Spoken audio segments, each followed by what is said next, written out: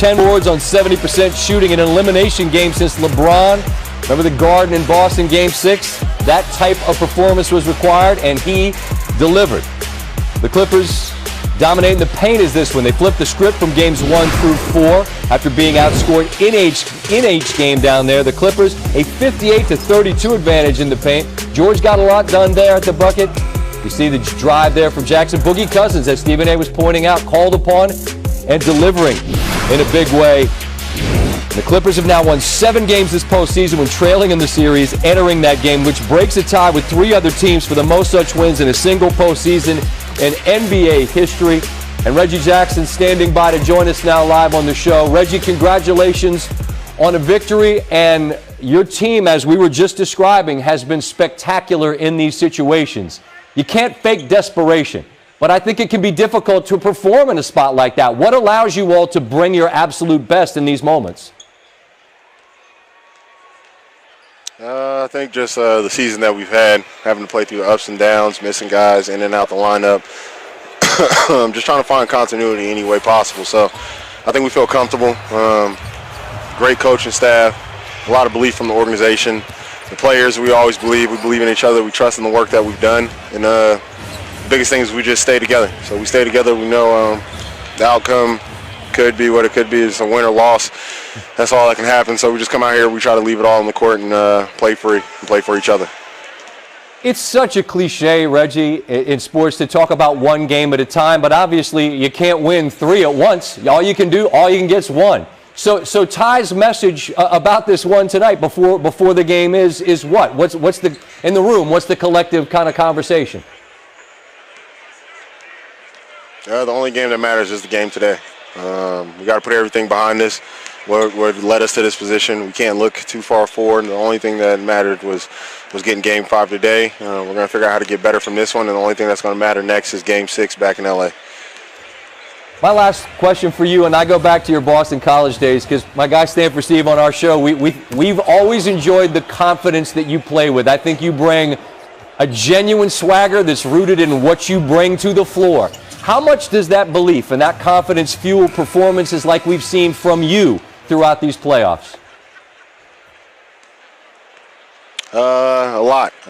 They say everything is 90% mental, 10% physical. Once you get to this level, you're in the top 10% in the world, doing what you love to do. So I'm very thankful. You know, all blessings, all prayers, and thanks to God. And then from there, it's all about your belief in yourself, trusting in your work that you do each and every day, and just going out there and playing with conviction. So my teammates, the organization, my family, my circle, always instilling confidence in me, allowing me to go out here and be myself. I think it's what leads to the performances that I've been fortunate enough to have. Well, I'm not as good at this as you are, what you do, but man, I got a bald, lumpy head. I got to have confidence too. So when I walk out here at night, I try to channel a little Reggie Jackson and have some belief that I can do what I'm trying to do out here, man. Thanks for taking a little time to visit with me tonight. Good luck on Wednesday, okay? Oh yeah, appreciate it. We all know you got the most confidence in the world, SVP. You the man. I appreciate you. I don't know, man. I don't know if I got as much as you. Ty Lue, now 10-2 when facing elimination in his head coaching career. An insane .833 win percentage ahead of Steve Kerr and Bill Russell for the best by any head coach all time, and that's with a minimum 8 times facing elimination. Here's Ty Lue on coming out of the valley and heading home with a victory. Just a group of guys we got. I mean, it's been all season long. You know, we've been down guys. Guys have been out. Different guys are stepping up, stepping in, and playing well. And we've been doing it all year long. And I don't keep saying the same word, resilient, but this group is. You know, the performance we got tonight, Marcus felt a lot better tonight. You see his performance. You know, PG, of course, being PG all playoffs. You know, Reggie Jackson. I thought Pat Beverly really did a good job defensively and kind of started that early surge when we got out in transition, got some early ball movement. And when we trust, play the right way, we're a good team, no matter who's on the floor. And I thought we did a great job of doing that tonight. We didn't shoot the ball particularly well, but just the group of guys we got, man. Like I said, I love those guys. They compete every single night, no matter who's on the floor, 1 through 17. So, you know, work's not done, but you know, we came into a hostile environment and got a gritty win, like I said, without 3 starters. And, you know, we got to do it again 2 more times. Go ahead, Ty, you just talked about how Paul stepped his game up. What did you see in him tonight? I mean, this was his postseason career high when you guys needed it the most? I think just taking his time, just being poised, just letting the game come to him. He knows he's going to get his shot opportunities, but I thought, getting out to a good start early with Marcus, really helped us out. We played through Marcus a little bit, we played through Reggie, and then PG was able to relax a little bit and just kind of let the game come to him, and then down the stretch just took over the game. I'm sorry, go ahead. I'm sorry, go ahead. No, go ahead. What did you say to him? Each assistant dapped him up at the end there, but you were the last one. What did you say to him? I can't say it, I don't think. but Medina. just way to play. 2 more to go. But that's who he is, and PG's been great for us all year. And I just don't understand why it's magnified so much when he doesn't play well, when he has a bad game, because a lot of people play bad. So like I said, I'm just happy he came back. Played a great game, and we needed every bit of it. We welcome in Mark Jackson and Jeff Van Gundy after the game. Once again, gentlemen, thank you for the time. And Mark, I want to start with you because the other night you made the great point. Look, the Clippers can't win 3 games at once. You have to start with this game, which they got. What do you feel they did tonight that's sustainable that they can bring back with them in LA and try to replicate as they try to bring it back for a 7th game? Well, they showed great character, and they showed great patience and great poise. Everything didn't go their way. And truthfully, Paul George wasn't playing particularly well in that first half, but they showed that they were a total team. You're talking about the effort of DeMarcus Cousins off the bench, Marcus Morris, the presence that he was offensively, and Reggie Jackson continued to be spectacular until Paul George had the ability to take over in that second half. Jeff, you lean into stars clearly, but to Mark's point, you get that out of Boogie Cousins, and Marcus Morris Sr. was spectacular in the first half.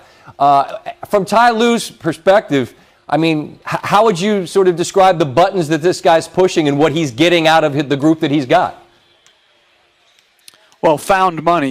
He played 8 guys tonight, and he played some guys like Cousins who hasn't gotten a chance to play much, and he responded. I thought Nicholas Batum, even though he didn't put up big numbers, was a great connector on the floor during tough times. He plays with great poise. I think Reggie Jackson, he is a special offensive talent. He can finish at the basket, and he can shoot the long-range 3. I just think this guy, for whatever reasons earlier in the year, he was out of the rotation some, health-wise, but he has put it all together here in the playoffs. I'm curious, Jeff, in your experience, and Mark, you as well as a head coach, what do you find grows more easily, confidence or doubt? Because I'm not saying the Suns should feel doubt because this is just one loss, and I'm not saying that the Clippers should feel like, well, hey, we can do it now, but I'm just interested in what you've noticed grows more easily, the belief you can continue or the doubt that I don't know what's going to happen next. I think that depends on the individual. Some guys, you can't talk them down off their confidence mountain, but some other guys doubt in a bad quarter, and even really good players in this league go through periods of doubt. It's a hard league, and it's a hard league to play well in, and sometimes I think we forget the other guys are trying too, and so, this is a really hard league. I think doubt creeps in for a lot, but the truly special ones have an unwavering confidence. Absolutely. Confidence on this level, and really on any level, but on this level in particular, it's a difference maker. I can remember taking shots and he was rebounding, and I'd be like, that's money, and he'd look like, that's an awful shot, and it has no chance of going in. But I had the confidence to continue to shoot and think that I was a shooter, but he would bring me down a notch. No, irrational confidence. Scott, no, for real. Mark had irrational confidence, and that served him well. I think you can't play well over a long career if you doubt yourself on every bad game. It's going to be hard to play at a consistently high level. Only the truly great ones do that. So you're going to have ups and downs, and you've got to be able to bounce back and re-believe in yourself, and that goes team-wide as well. Well, I appreciate you indulging. I wasn't trying to turn this into therapy, but I find this really interesting. These are human beings out there trying to accomplish things at the very highest level, and I think that's a big part of it. So, as always, appreciate the time, man. Look forward to talking again on Wednesday, okay? Thanks, Scott. Thank you, Scott. Yes, indeed. Much more to come from the Western Conference Finals.